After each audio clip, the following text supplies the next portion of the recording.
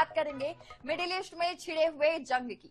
America, Israel और Iran के बीच पिछले 1 महीने से जारी महाजंग में फिलहाल राहत की खबर सामने आई है। अमेरिकी राष्ट्रपति डोनाल्ड ट्रंप ने 2 हफ्तों के लिए सैन्य कार्रवाई रोकने और सीज फायर पर सहमति जताई है। अमेरिकी राष्ट्रपति ट्रंप ने सोशल मीडिया पोस्ट कर बताया है कि ईरान की तरफ से तुरंत स्ट्रेट ऑफ हॉर्मुज खोलने की शर्त पर 2 हफ्ते के लिए सीज फायर पर सहमति बन गई। तो ये फैसला पाकिस्तान के प्रधानमंत्री शहबाज शरीफ और सेना प्रमुख असीम मुनीर के साथ हुई बातचीत के बाद लिया गया है। ट्रंप ने कहा कि यह फैसला कूटनीतिक रास्ता खोलने और व्यापक युद्ध विराम की दिशा में एक कदम है। ये 2 तरफा युद्ध विराम है जिसमें दोनों पक्षों से पीछे हटने की उम्मीद की जा रही है। ईरानी नेतृत्व ने 10 बिंदु प्रस्ताव भेजा जिसमें सभी प्राथमिक और माध्यमिक प्रतिबंध हटाने, मुआवजा देने और जब्त संपत्तियों को लौटाने की मांग शामिल है। आगामी बातचीत इस्लामाबाद में शुक्रवार 10 अप्रैल को होगी। सीज फायर के ऐलान के बाद अमेरिका में तेल की कीमतें 17% से अधिक गिर गई, जबकि जापान और दक्षिण कोरिया के शेयर बाजार मजबूत होकर खुले हैं। इस कदम से मिडिल ईस्ट में तनाव कम होने और कूटनीतिक समाधान की संभावना बढ़ गई है, जिससे वैश्विक स्तर पर स्थिरता की उम्मीद जगी है। तो देखिए, महायुद्ध पर अब ब्रेक मिला है। 2 हफ्ते के लिए सीज फायर किया गया है। डेडलाइन से पहले युद्ध विराम का ऐलान किया गया है। ईरान की 10 शर्त बातचीत से निकलेगा हल, ये कहा जा रहा है। 10 अप्रैल को पहले राउंड की मीटिंग होगी पाकिस्तान में। तो इस्लामाबाद में 10 अप्रैल को बातचीत होनी है। 2 हफ्ते की सीज फायर के लिए तैयार है। तेहरान की सड़कों पर भारी भीड़ उमड़ पड़ी। जंग के 40वें दिन सीज फायर का ऐलान किया गया है।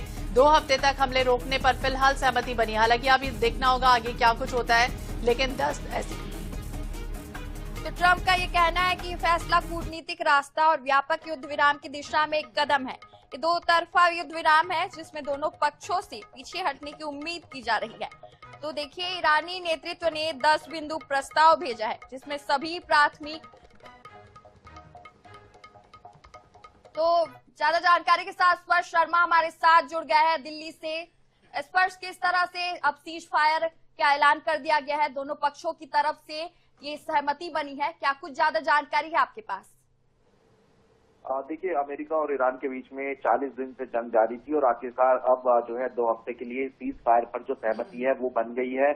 ईरान की तरफ से 10 सूत्रीय जो एजेंडा है वो जो है भेजा गया था और उसको लेकर जो है अब आम सहमति जो है बनती हुई नजर आई है। तो खासतौर पर जो स्ट्रेट ऑफ हार्मुज है उसके खोलने को लेकर ये जो आम सहमति है वो जो है बनाई गई है। 10 पॉइंट एजेंडे की अगर बात करते हैं तो उसमें हमले पूरी तरीके से जो है बंद हो ईरान के ऊपर, ये कहा गया है। सभी सैंक्शन हटाने की बात जो है कही गई है। इसके साथ साथ जो ईरान के एसेट्स फ्रीज किए गए थे उनको जो है वापस करने का जो बात है वो कही गई है। जंग को स्थायी रूप से अंत करने की बात की गई। अमेरिका सेना की जो वापसी है, यानी उनके जो सेना के जो ठिकाने थे वहां से सेना हटा ली जाए, नुकसान की भरपाई की जाए। हार्मुज स्ट्रेट पर कंट्रोल जो है वो ईरान का रहेगा।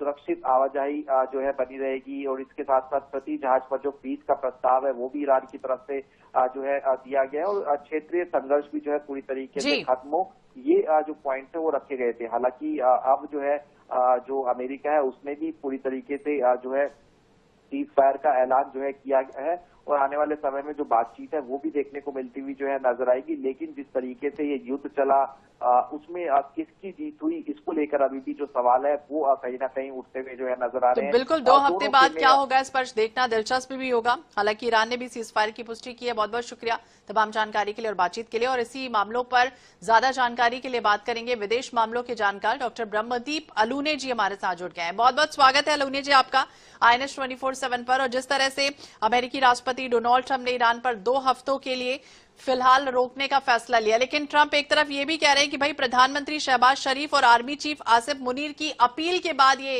उन्होंने ऐसा किया। आखिर क्या इसके पीछे की रणनीति है?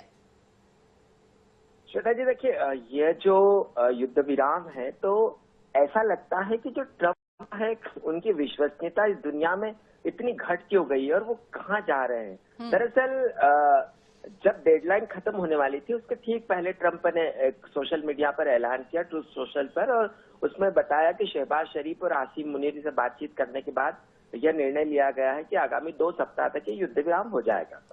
लेकिन अभी 10 अप्रैल को बात होने वाली इस्लामाबाद में, दूसरी बात है कि ईरान ने बहुत सारी शर्तें रख दी है। अब ईरान की जो शर्तें है उससे ऐसा लग रहा है कि जो ईरान में विध्वंस हुआ है उसका पुनर्निर्माण कौन करेगा?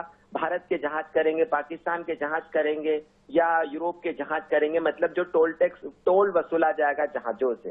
तो यह जो देखिए, कोई भी युद्ध समाप्त होता है तो बातचीत से ही होगा, लेकिन यह सब इतना अस्थायी है कि इसके बारे में कुछ ज्यादा अपेक्षा करना ठीक नहीं है। हाँ, लेकिन यह सच है कि अभी फिलहाल ईरान ने किसी हमले से इनकार कर दिया है, ऐसा माना जा रहा है। और जो घोषणा सामने आई है कि ट्रंप ने इजराइल को भी इस मसले के लिए तैयार कर लिया है, लेकिन 2 सप्ताह के बाद ये युद्ध पुनः शुरू नहीं होगा, इसके बारे में कुछ कहा नहीं जा सकता। बहरहाल फिर भी पाकिस्तान ने एक ठीक ठाक रोल अदा किया है और फिलहाल इस युद्ध का रुकने से कम यह तो सुनिश्चित हुआ है कि आगामी 2 सप्ताह तक कोई भी ऐसा भीषण हमला नहीं होगा जिसका प्रभाव पूरे मध्य पूर्व पर पड़े।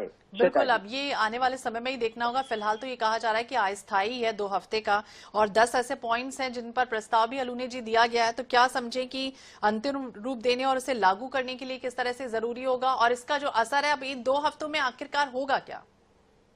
देखिए, इन 2 हफ्तों में हो सकता है कि कुछ प्रस्ताव ऐसे हो जिस पर दोनों पक्ष सहमत हो, लेकिन यदि हारमूज पर ईरान का एकाधिपत्य स्वीकार कर लिया गया तो फिर ईरान के हमलों का मतलब क्या है?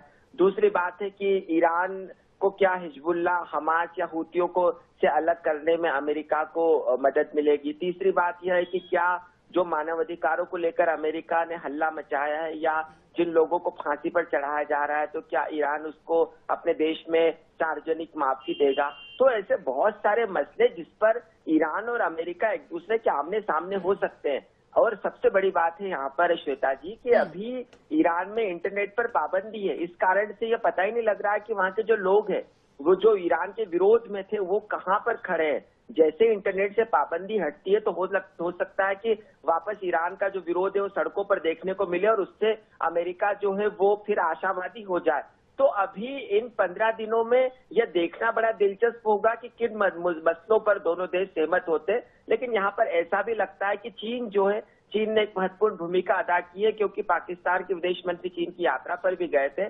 तो और 14-15 मई को ट्रंप भी चीन जाने वाले, तो चीन की भूमिका यहाँ पर महत्वपूर्ण नजर आ रही है। इस कारण से अभी जब तक दोनों पक्ष सहमत नहीं हो जाते तब तक कहना जल्दबाजी होगी, लेकिन यह अस्थायी है, इस बात को भी दुनिया को याद रखना पड़ेगा।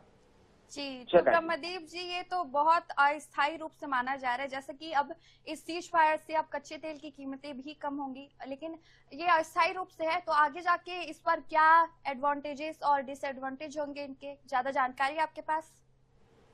जी बिल्कुल, देखिए यहाँ पर एक बात और ध्यान रखने की, इस युद्ध में इतना अविश्वास है एक दूसरे पर कि जैसे बहरीन को अब एक प्रस्ताव ले आया था संयुक्त राष्ट्र में जिसके खिलाफ रूस और चीन खड़े हो गए थे। तो यह जो खाड़ी के देश है इनके बीच अविश्वास बहुत गहरा गया है। और जो सऊदी अरब, यूएई, आप कतर को ले ले, बहरीन को ले ले, ये देश बिल्कुल नहीं चाहते कि ईरान का अब हारमुज पर आधिपत्य हो। और ये जो देश है ये ईरान के बहुत बड़े जो अमेरिका के बहुत बड़े रणनीतिक सहयोगी है। तो इस अविश्वास में ईरान के 10 सूत्री जो प्रस्ताव भेजा है उसको मान लेने की कोई संभावना नहीं है, और यही अविश्वास आने वाले समय में एक बार फिर ईरान पर हमले का कारण बन सकता है। बिल्कुल अनुने जी, अब देखना होगा कि ये कूटनीतिक जीत होती है या फिर मजबूरी होती है, क्या इसके पीछे टाइम गैप या फिर दोनों किसी बड़े समझौते की तैयारी में है, देखना दिलचस्पी होगा। बहुत बहुत शुक्रिया अनुने जी बातचीत करने के लिए।